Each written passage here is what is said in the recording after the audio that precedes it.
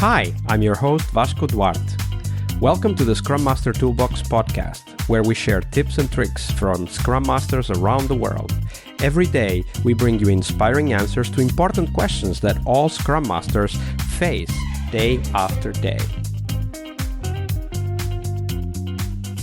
Hello, everybody. Welcome to our Success Thursday here on the podcast. This week, we have Eliza Gregory. Hi, Eliza. Welcome back.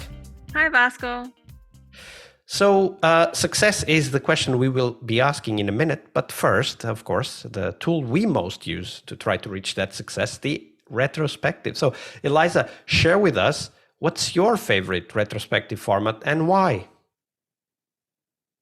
So I recently tried something new with one of my teams. I did a predict the future retrospective, which I'd never done before. When it was first explained to me, I was told I'm probably going to have to explain it to the team 3 or 4 times. Not that they were dumb or anything, but just that it's complicated. It's different from what we're used to. But basically, I set up a mural board and I created a postcard for every developer and said, this is why I like it. This is my favorite that I'm getting to. I appealed to their culture. So this was my Bulgarian team. And as I mentioned before, we like to get to know each other's culture. And I think that helps them open up more. And they will be the first to tell me, as Eastern Europeans, they don't make a lot of facial expressions. Sometimes it's hard to get them to open up. But they have this sort of Bulgarian icon named Baba Venga, who was a soothsayer. She was a blind woman. And a lot of her predictions came true. She was sort of like a modern Nostradamus. And so I said, Baba Venga wants you to write a letter to yourself from the future, discussing the issues that we're having now and whether they've all worked out or it's been a complete catastrophe. What should we do differently? And I got a great reaction out of them. Not just because it appealed to their culture, but also it was different than any retrospective. It wasn't the same 3 questions of what we liked, what we lacked, what we learned for. It wasn't whether, or smiley faces. It was something completely different. So it made them think differently. And I think that's important in retrospectives. We get so used to the same 3 questions. It's how can I ask this a little differently to get them to think a little differently. And we had a lot of fun with it. There was a lot of laughter, there was some silliness, and I think their true personality comes out because we often don't see that when we're just doing our dailies and our refinements and our plannings. But these retrospectives, finding something new just to get their brains working in a different way it can be very beneficial to a team. Making connections Yes. with a different context, right? Because that's really how the brain works, just making connections. And when we create a different environment, different connections are also created. And it can definitely help with the creativity. I like the write a letter to yourself from the future. So that's a really clear indication of, okay, it's your experience, right? But it's also you knowing more than what you know today, right? And what is that? What do you know more in the future? And I think that really sparks the thinking forward aspects in the brain. Definitely great format. And of course, we do this retrospectives because we want to help teams succeed and ourselves also. We want to succeed. So we want to dive into that now, Eliza. What do you define in terms of success as a Scrum Master? I feel like I've been successful when my team doesn't need me anymore, and when they take charge. And, if my team is still coming to me and they're asking for my permission to do stuff like I'm their boss or something, then I know I'm not doing something right. But I did have one team in the US that they were difficult at times to get them to open up. They were very resistant to change, and we had one sprint where their manager was in one of the dailies. And I don't recall the turn of the phrase that the manager used, but the team completely shut down. As we mentioned previously, and the introverts sort of, completely closing off.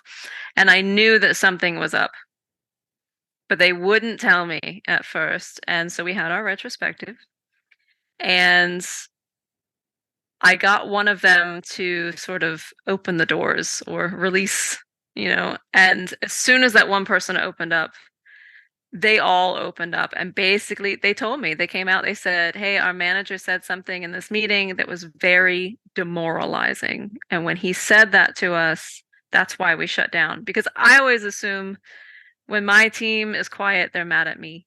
I was like, "Man, you guys mad at me for something? Did I do something wrong?" And so that retrospective ended up being a huge success for me because I was a fairly new Scrum Master at the time, and with a little prompting from me, they ended up not only talking all of it out, but making the decision as a team to confront their manager without me present. They said, "Nope, we're good. You don't have to do anything. We're going to take this on. We're going to confront him and tell him how we feel and why what he said really upset us and what that meant."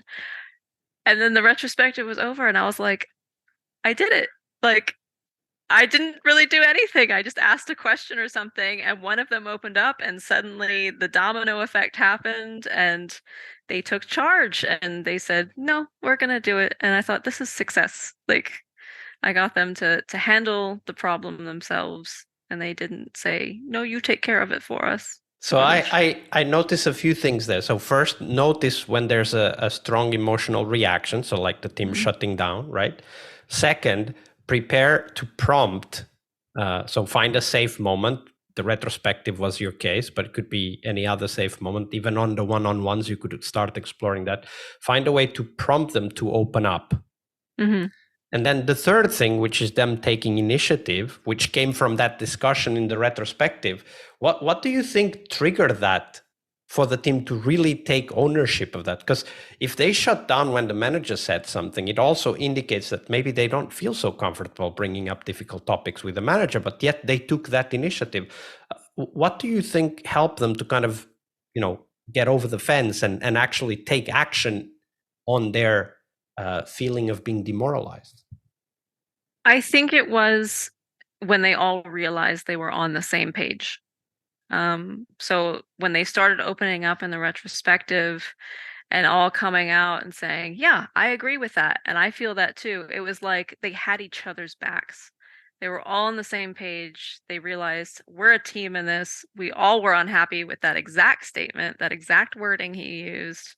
And this is, we were all upset about it. So it was like they just became a more solidified team in that moment. They were like, "Yes, we are all here, one cause.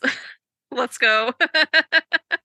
And actually, that's actually probably a very important part of that trigger to action, right? Because when we feel that we have a shared experience, then we don't feel we're alone anymore, and there's power in numbers, as they say, right? Like when we all feel that we have the same experience, we are more likely to take action.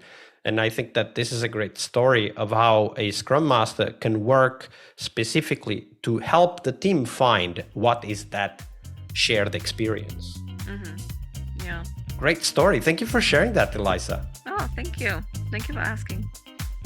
Part of a successful Scrum Master job is to help the product owner.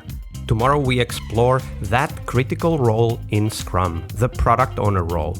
Tune in to learn about product owner anti-patterns, what you can do to help the product owner, and a real-life example of what a great product owner is and what made it so. Tomorrow on our Friday Product Owner episode. See you tomorrow. We really hope you liked our show. And if you did, why not rate this podcast on Stitcher or iTunes? Share this podcast and let other Scrum Masters know about this valuable resource for their work. Remember that sharing is caring.